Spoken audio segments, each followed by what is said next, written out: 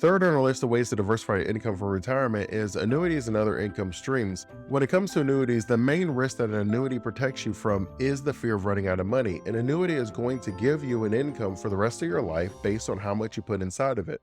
Annuities are only offered by insurance companies, and they will pool people together, and they'll have a bunch of ages, and they'll say this person's going to live to this age and this age. The actuaries who work for these insurance companies who do this calculation are very amazing at their job, and they're able to put a number on our life, and they do it in a way that makes sense for you and it makes sense for the insurance company.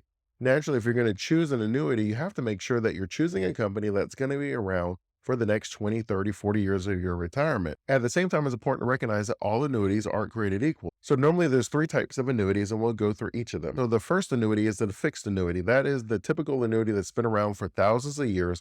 And what it is I give you a large sum of money. So if I'm a teacher and I'm in the drop program, they may give me $50,000, $100,000, and then I give that to an insurance company. They put it inside an annuity, and they say, okay, based off of your life expectancy, your health, yada, yada, and the amount of money that you're giving me, and they will give you a set amount every single year.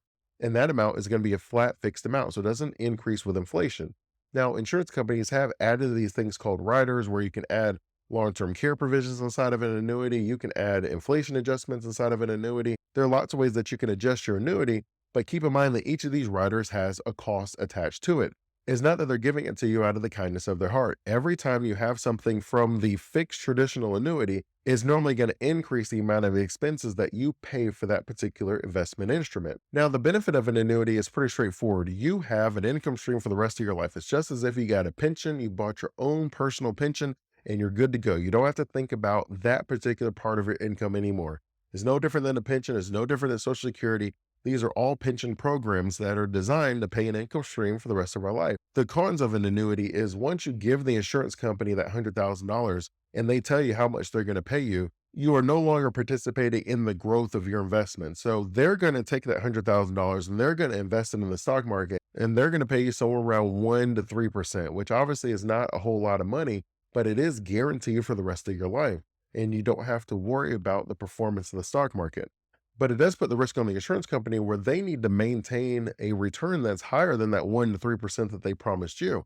Now, normally they're able to do that because it's pretty common to be able to outperform 1 to 3% on a regular basis. Even if the stock loses value in a particular year, if you look at it over 5 to 10 years, you have probably gained more than that 1 to 3%. That's how insurance companies are able to do it. The second option of an annuity is considered a variable annuity. So the idea was, I like investing in the stock market. I want to participate in some of the growth and gains. I don't want to necessarily have a fixed annuity, but I do like the idea of having an income for life. Now, a variable annuity doesn't necessarily promise you an income for the rest of your life. The idea of a variable annuity is you have the ability to participate in some of the upside of the stock market, but depending on how you structured your variable annuity, you might not have to participate in the downside as much. Now, some variable annuities have these riders where if you pay for that additional fee, where you have a floor, where you have the ability to participate in the upside, where you have investment options, mutual funds, and you can grow this annuity, but you have those tax deferred benefits of a traditional annuity. And what I'm saying is if you put $100,000 in, the first $100,000 worth of payments won't be taxed. That is your tax deferred status. And then the amount of money that you then grow in the annuity, when they start paying you money outside of that, that money is taxed at your ordinary income. But the big thing about variable annuities that's different from a fixed annuity on the con side is you're going to be paying more fees normally for a variable annuity. Remember, as I mentioned to you, every time you add one of those benefits, there is an increased cost that you will have to pay. And so because the variable annuity gives you access to the stock market, well, you have to pay a cost for that. There has to be someone that's managing a portfolio. You have to pay a cost for that. The ability for you to have a floor where you don't lose any money, there's a cost to that. And for most people, if you're interested in having the upside of the market, then it makes sense for you just to invest in the stock market. Combining your investments with your insurance products, the fees that's normally inside of that, it just doesn't make sense for most people. So for most people, if you're going to go into an annuity, it normally makes sense for you to have a fixed annuity. Now, the middle ground between a fixed annuity and a variable annuity is called an indexed annuity. So an index annuity is invested in an index fund. So the fees are slightly less than a variable annuity, but they're more than a fixed annuity. But because they're passively managed, you don't have the same sort of fee structure. And most index annuities are also designed with a floor and a ceiling. And the way that will work is just like a fixed annuity would maybe give you 1.5%, 2% every single year. Your index annuity might say you're going to get a 2% return on your investments no matter what. If the market loses 10%, you're still going to get 2%. But if the market gains 15%, you also have a ceiling. You're capped out at maybe 5%. So what that means is you're going to make 2 to 5% every year from your index annuity, whether the market loses 10% or gains 10%.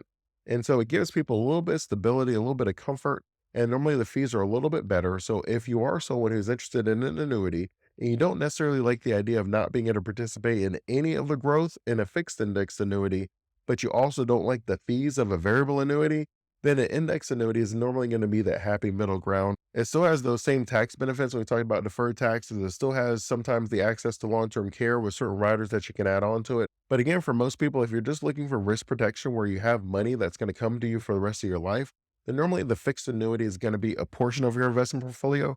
And then that could be the safe bucket.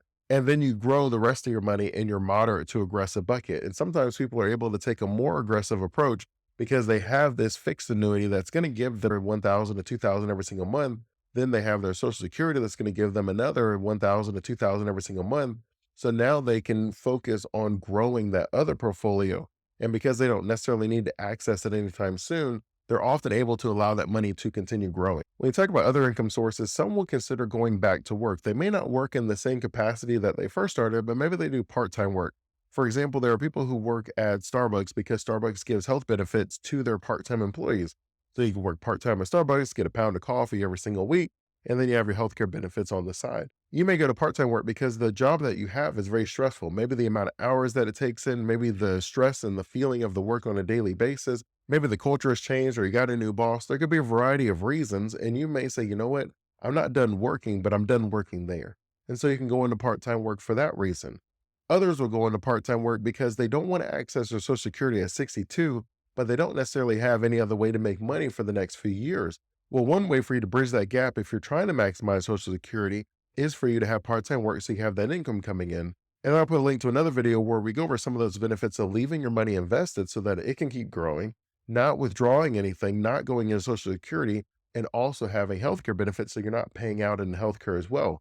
If you're able to access those three things, it sometimes becomes something that saves people's retirements, where it goes from a 20% probability of success to an 80% probability of success, just because you're able to increase your investments, increase your Social Security income, and increase the amount of money that you're able to leave in your fund because you didn't have to pay for your healthcare expenses out of your withdrawal strategy. So while it may not be the most popular option, it is still considered one of the 7 streams of income is earned income. And so you may say, well, I'm going to go ahead and earn income for another couple of years, and then I'll be able to see what my overall withdrawal strategy, my retirement strategy looks like, because you can do that.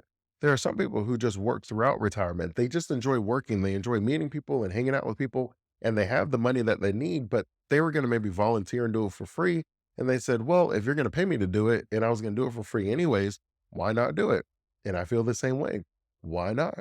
And so it really depends on what your overall goals are. Well, that'll do it for today's video. Be on the lookout for the next video in the series. If you are someone who's planning on retiring in the next 5 years and want help feeling happy and not worried about it, don't worry, we got you. I invite you to go to obsidianwisdom.com/wealthy. I'll put a link in the show notes to learn more. Until next time, stay safe and enjoy life.